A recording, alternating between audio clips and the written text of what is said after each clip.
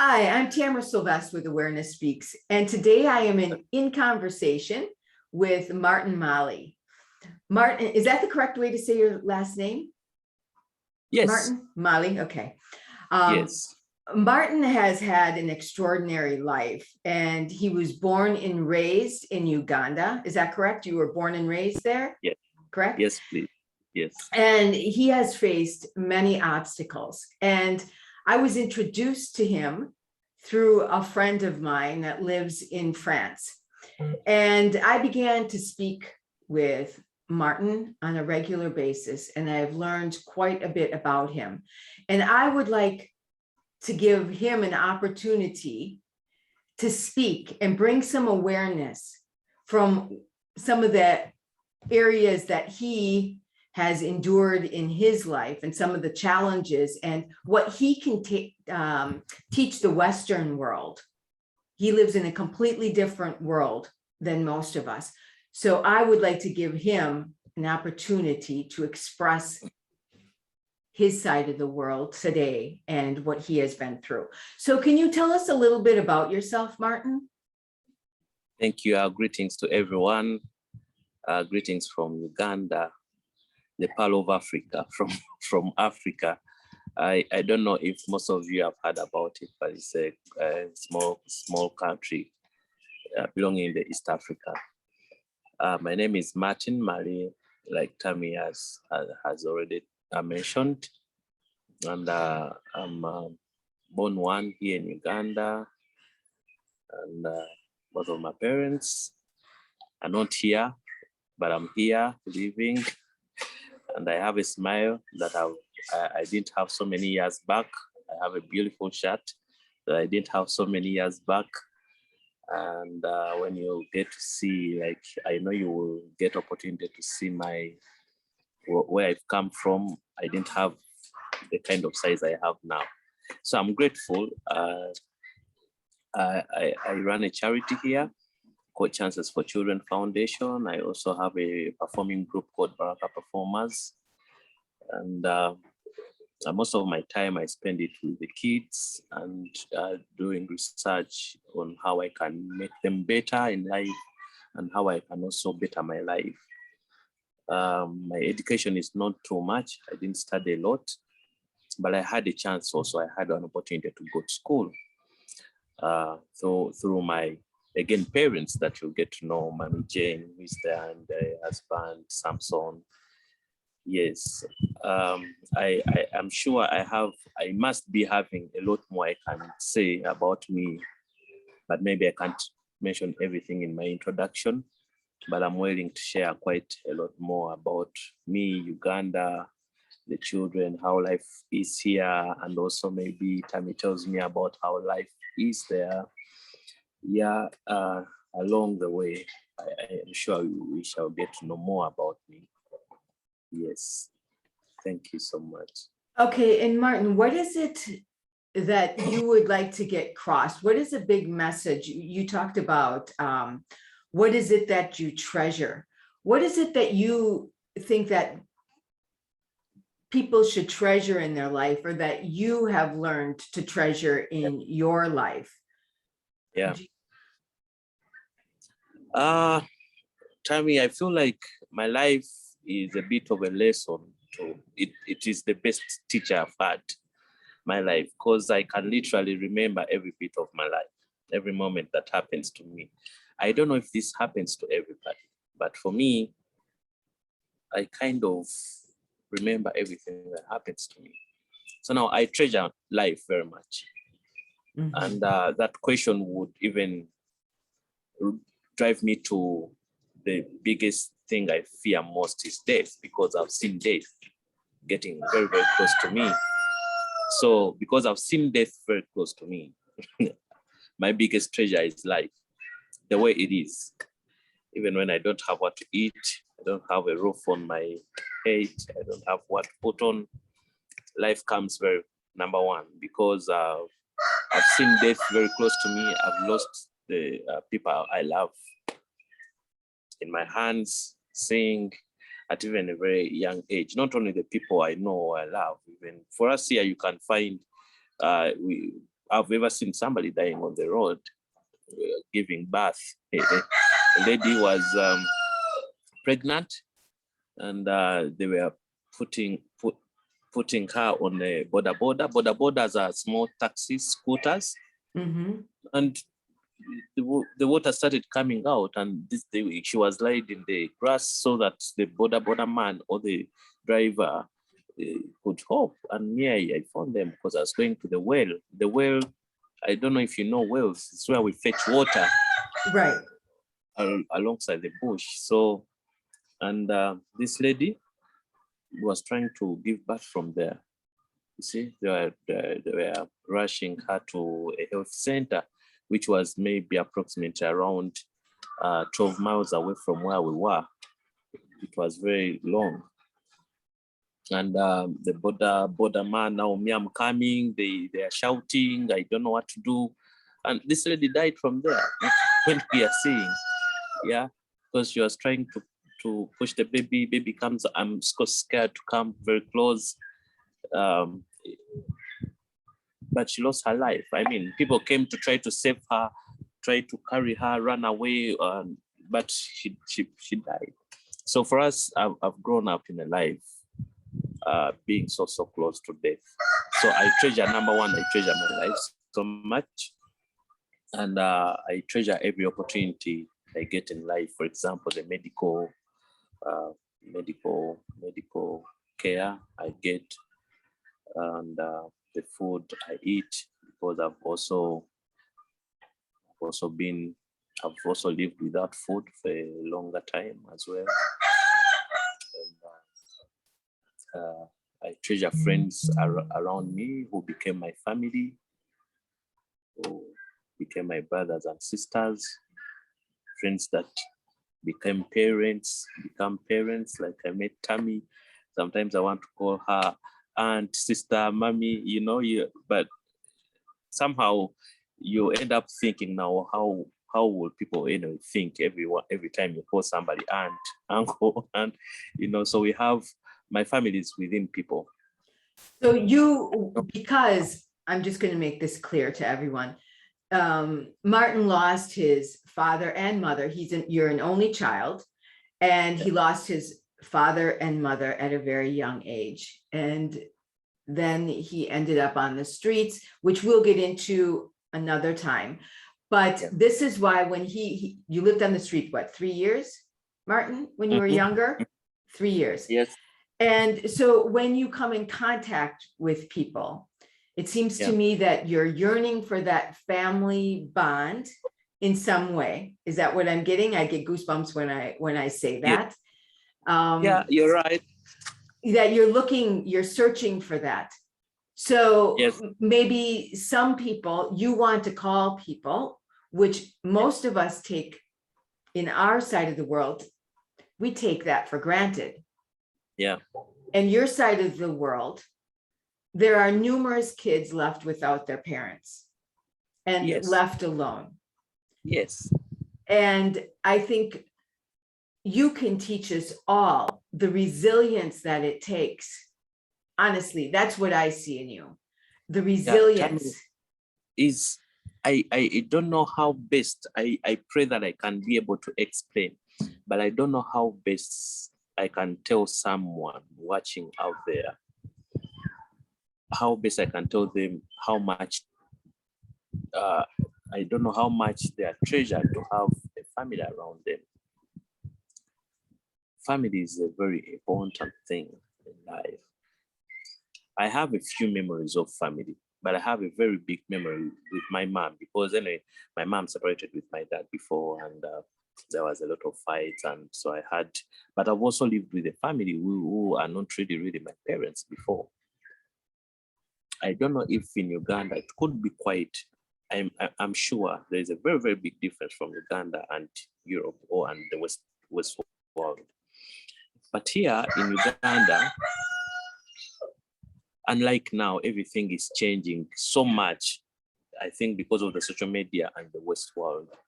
But long time ago, before, I don't want to say long time ago because I'm also not so much for a long time, but like I told you, I do a lot of research mainly. we have a saying here that says that a child is brought up by a whole community, not by a mother and a mom for us here.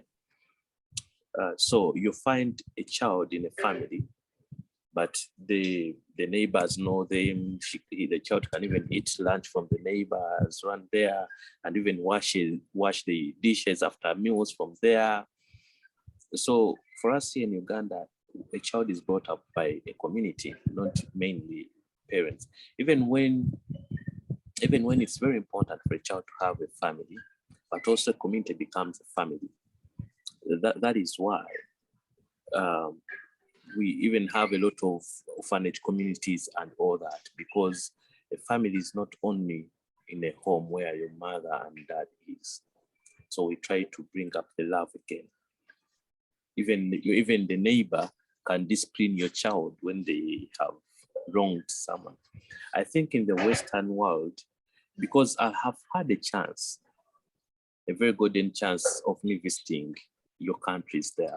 And I had the shock, the culture shock I got. I can say I can never be prepared for it. Even now, when I just speak to you and other people, I still get shocked of how things are done there. But I realized you, for example, in the Western culture, you love your children so much, basically, definitely like us here. But everything is you and your children. You love your children. They go good schools, they eat very well, they're enclosed up there. Maybe if you want them to play around, you have to go. In Germany, I saw a park where children can go and play. And I saw, they showed me a place where there are goats and some animals. Children go there to see them. No, but for us here, children play with each other everywhere from the neighborhood. They chase the chicken, they chase the goats, they go to the bush and take the cattle there. So family is very important, as much as we have to remember that for us here, it's the community altogether. So that is why we are okay with calling everybody mommy, aunt, uncle, but it's not that everybody can give you that love, but it is the best way we relate with, because you see, now older people, you see them as parents. Younger people, you see them as your older, maybe siblings. This is how we do it. So for me, when I got that tragedy in life, the family that took me in was the local council chairman family. We have small governments, local councils. I don't know how to explain that. So the chairperson of that local council, the family took me in as a way of looking for a person. If I have any relative, they can take me in and all that. And I suffered a lot from that family. A lot. That is where I have my saddest story from that family. But it is very important to treasure if you have your parents. Be respectful, love them the way you can when they're still alive. And because when you lose your parents at a young stage, it is something that nobody can explain to you unless you go through it yourself. And if you lose them in a way that is very scary, like mine was a scary thing. It is also a nightmare. There are endless dreams you can ever get all your life. So for me, I also treasure family very much. And also the fact that I managed to get a family away from family, which took me to school, gave me a home, a place to call a home. I have sisters now, and unfortunately, the family that took me has only daughters, so I have sisters there, you see. And also, I also started my own family, which is the Chances for Children Foundation. Yeah, so I don't know if I kind of explained what you wanted to bring out, Tammy. Yes, you explained it perfectly. And I think we have the saying here And I think it stems from, because you're talking about the community, and I think years ago, this is what they did. And there's a phrase that we say here, it takes a village. And I think that's what you're talking about. It takes a village to do something. So it's a community based. And I think this is how they used to live years ago, when they would live in these villages, and they would all come together as a community. And you're still living that way, where everyone is together supporting each other and calling each other, family. And I think even though you lose someone in your life, love is love. So you have to look for that. First of all, it's important to have inside of yourself, but we receive it through other people. And I think you are receiving it from the people who you are coming in contact with, your community, your children, in your Chances for Children, your foundation. They're the ones that are replacing in some way that love that your parents at an early age, were not able to give to you because they passed away. So I think a lot of people, what you're trying to get across is what someone should treasure and value. What are the important things in life that people should treasure and value, and many that we take for granted in Europe and the Western world, in North America. Now, for example, I want to start from showing an example of education. Okay. Definitely, our education is not as good as your education from there. Mm-hmm. But not every child has got a chance to have this kind of education. Even when our government, our president, has put programs like UPE, where he thinks any child can go and study for free, but give them a little money. But now you see in Uganda, what you call little money is not little money for every family. For example, you have the universal primary school, which program president puts there for all kids to go to school. But there, definitely, the parents must buy uniforms for the child. They have to pay some money for the meals at school, because you don't want the child to be hungry the whole day at school, even though it is optional. And most children here, as long as they get a chance to have the school fees, they rather go to school even if they won't be eating from there. So now eating meals at school is for rich people, for people that can really afford it. But people, children go and study the whole day without eating anything. However, some families who are mainly farmers, they can pack some food, like food that remained for the past night. We call them amaolu here. They pack in a small polythene bag. You go with your sweet potato or cassava, so you can eat while others are eating porridge or eating food. But also there are levels. Some parents can afford to pay meals, for example, and others cannot afford to pay meals, and they can pay for a cup of porridge, which is 500 shillings. I don't think 500 shillings even exist in your currency. I don't know how it is called, but it's really, really little. But you can find 70% of families that cannot even afford to provide a cup of porridge for their child to take at school. Mm-hmm. So as long as the father can go and dig and get some money to pay maybe the 60,000 shillings in the universal primary school education, then that is all. They can't afford more. They can't have shoes. I studied when I have shoes, because I was being helped by another family that took me in. But again, I have done a lot of going back to my roots, and I know really, really a lot. So going to school with shoes that that is a luxury. You don't have to have shoes to go to school, and you have to probably walk like 1 or 2 miles away until you reach another town council to get a primary school. So which can approximately take you around 1 hour to reach at school. And that means you have to wake up like at 4 and start moving at 5 or 6 so that you don't be late at school, because they start catching late comers at 7 a.m. Yeah, so life is like that. So you walk early in the morning, and before you leave home, you must go and fetch water for yourself.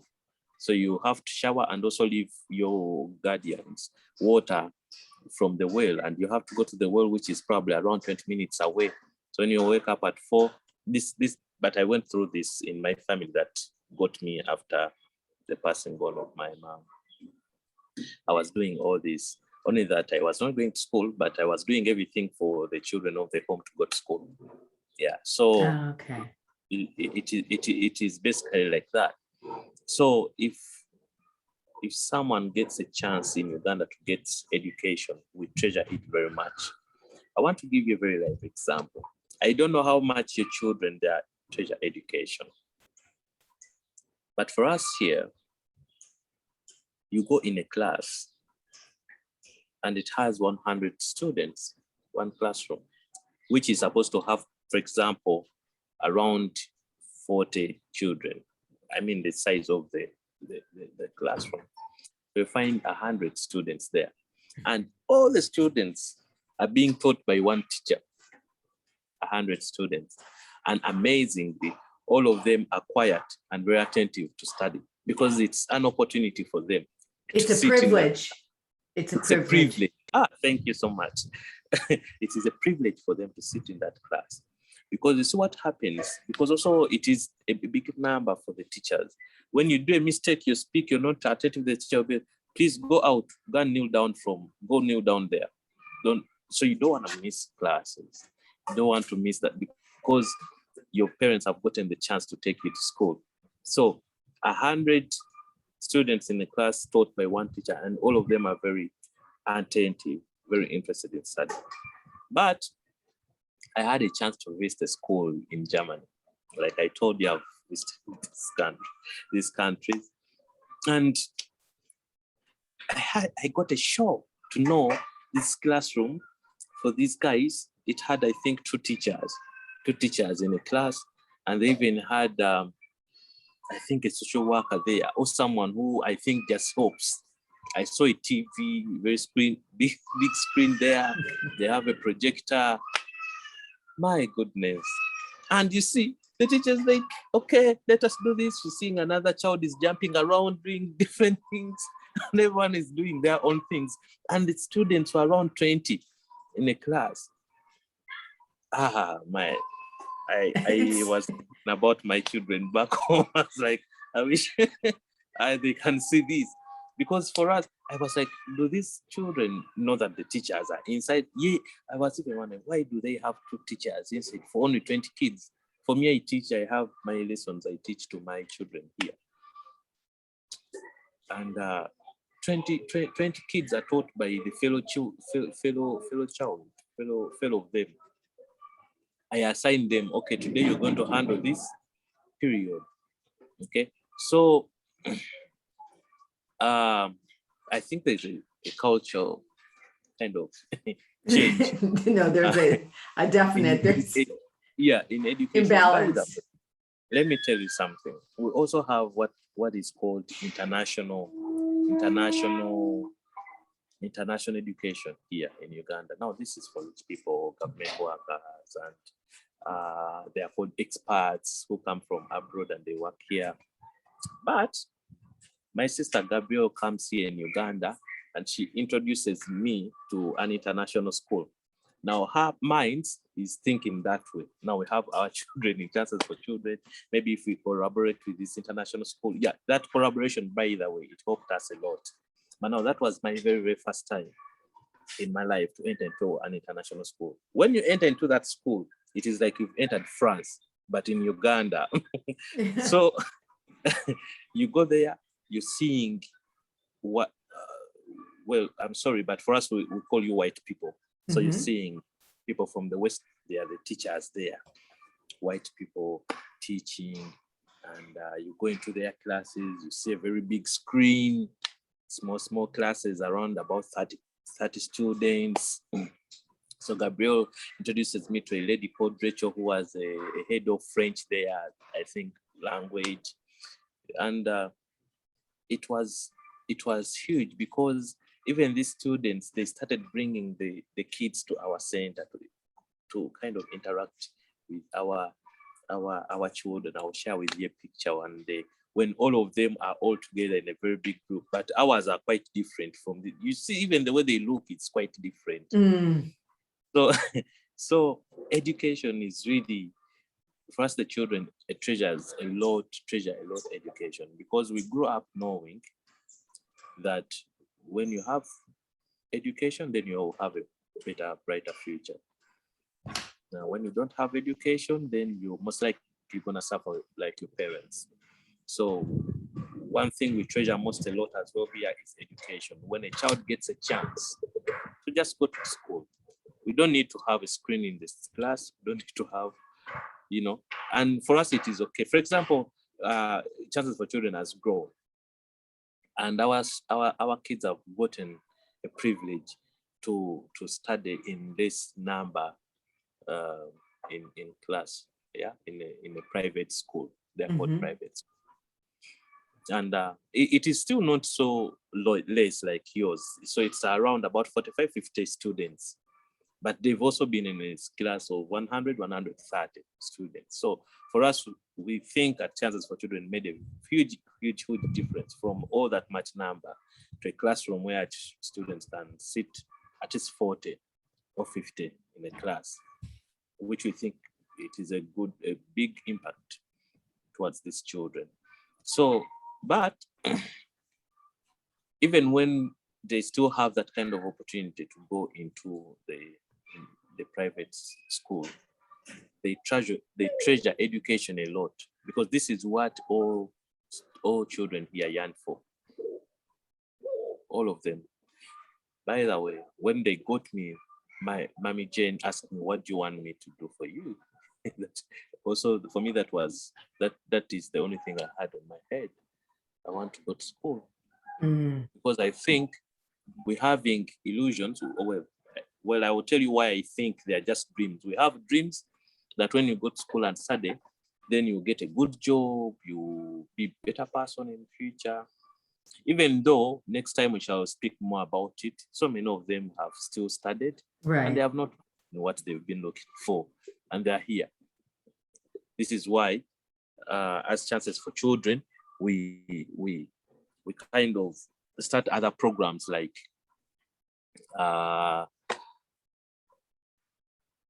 empowering skills, teaching, empowering talent, so that it is not only education, because there's also that time after education here in Uganda and you don't get a job, but the skill you learned will help you a lot. Unfortunately, Chances for Children has not got so much sustainable for us to do, but this is part of our visions and dreams. Mm-hmm. So education is something to be treasured. Even when someone watching us there and they have a chance to go to school in your country, you better focus and treasure it, that what you're having now, it's not everybody can have. For us here in Africa, if your parents tell you, okay, I got a friend in Africa called Martin, let me take you there, you study 1 year in Uganda, you may find it really, really, really so different. So you're very privileged to have such education. You have 2 teachers in a class.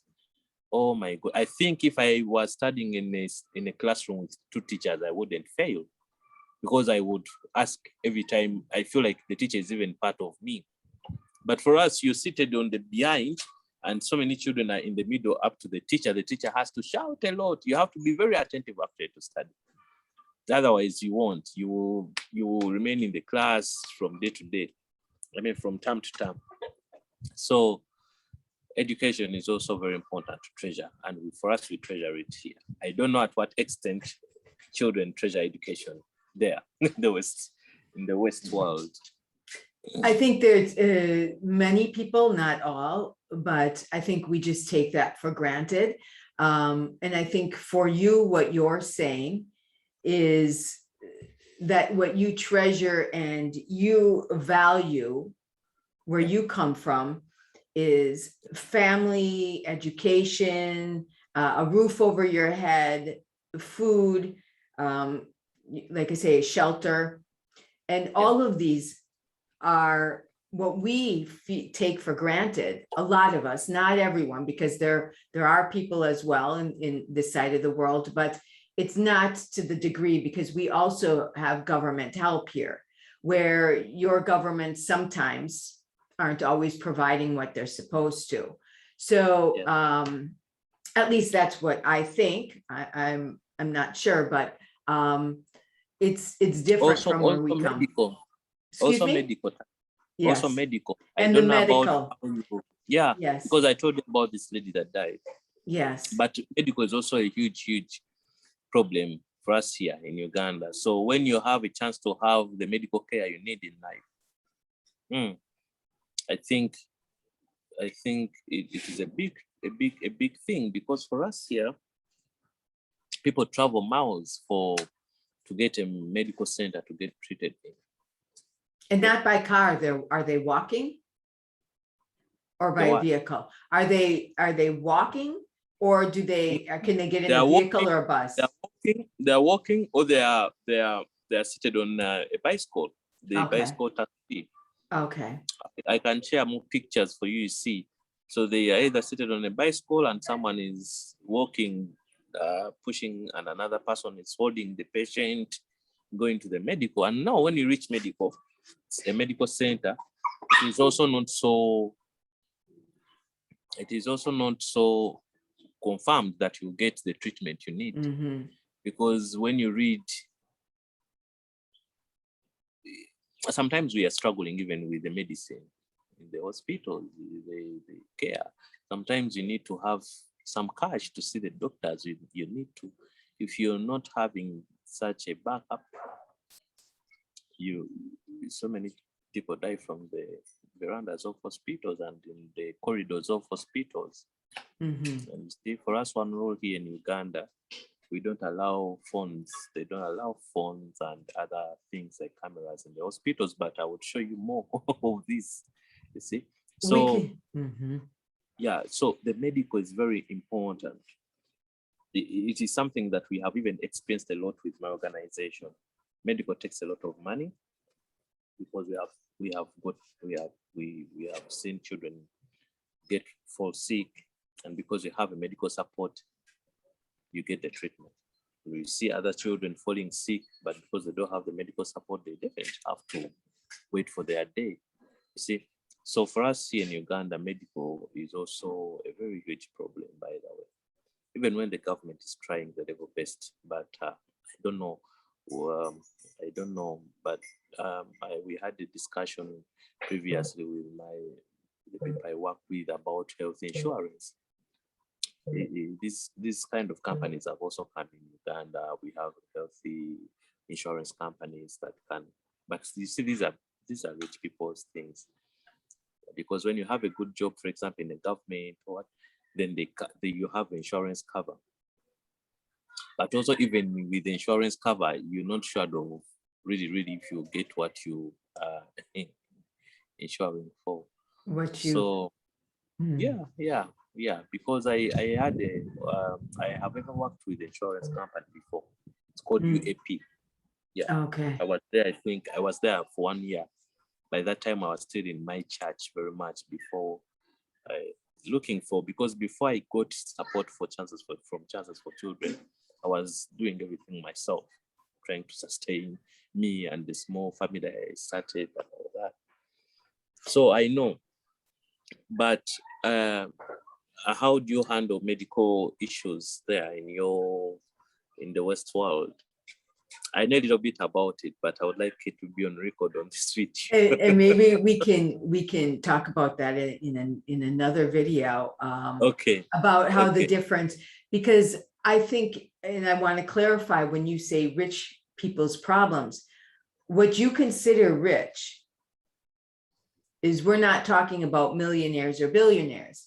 We're talking about people who can just have regular jobs. And that's how I'm saying it.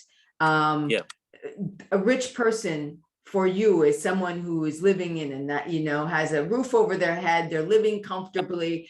Because here, when we think of a rich person, we're thinking of certain areas, we're thinking of Hollywood or a certain type of person with a status. But in Uganda, you have a roof over your head, you're educated, you have food on your table, you have a vehicle to drive. That is a rich person. You have a vehicle. If you have a vehicle, you're rich actually. You're not considered because how will you sustain the vehicle? Right. It takes fuel, which is very expensive. You need to see the mechanics and you have to go to the garages and all. So those are all rich people's things. Yes, yes. So I think some of these we can get into more, and I am fascinated, and I brought this to the table today. We didn't know where it was going to go. We just kind of say, let's have a conversation. And it's very interesting because I'm learning just like everyone else is learning. And we didn't discuss this. So we will continue these conversations. I would like to know more. I'm intrigued. I always have been intrigued with other cultures, with other, you know, areas on Earth. I think we have a lot to learn from each other. And I know you didn't talk about this and we didn't talk about this, but I want to bring this up. What if people, you're talking about chances for children? I know the woman here, and which Martin calls his sister, is the woman here in France who is, you know, president of the organization, right? Gabrielle? Yeah. She runs this, or they run this organization with Martin. He does it from the end with other people in Uganda. And she is trying to raise money here as well. If people wanted to donate, I just thought of this while you were talking, and it just came into my mind. If people wanted to donate, where could they go to donate, where it could help your center and help children? Because what you do there is you take people in off of the streets, right? Children. Yeah. And you provide them an opportunity for education. Yeah, we give them a second chance in life to live. This is where our chances for children gets from. Because the chances have gone away.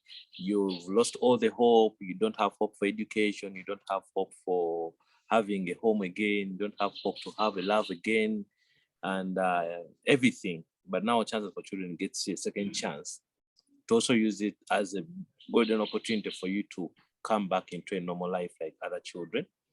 Then start the life, learn what you have to learn, be a humble person, get manners, good behaved. So we see you to becoming a responsible citizen tomorrow.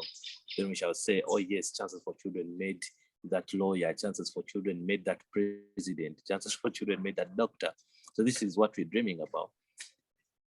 That is, I think we should end it on this note, Martin. I think that is a beautiful vision, as the shirt you have on today. It's a beautiful vision for you.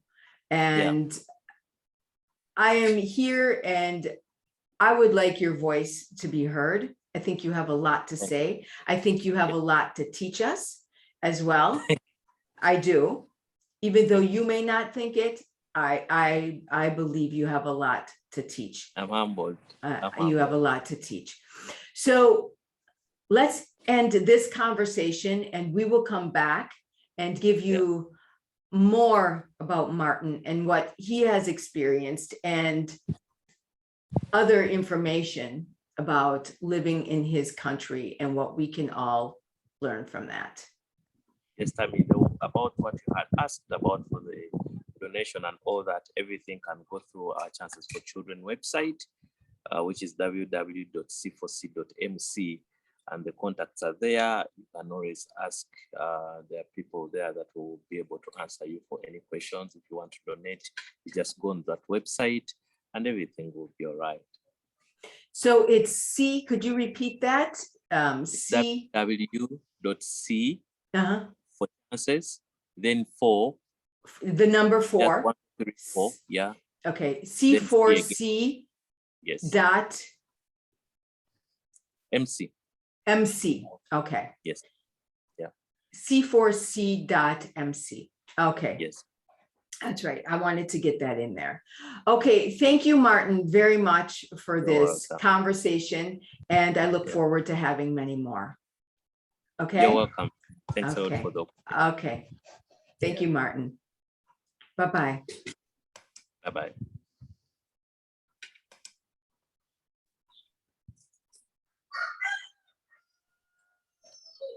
Mm.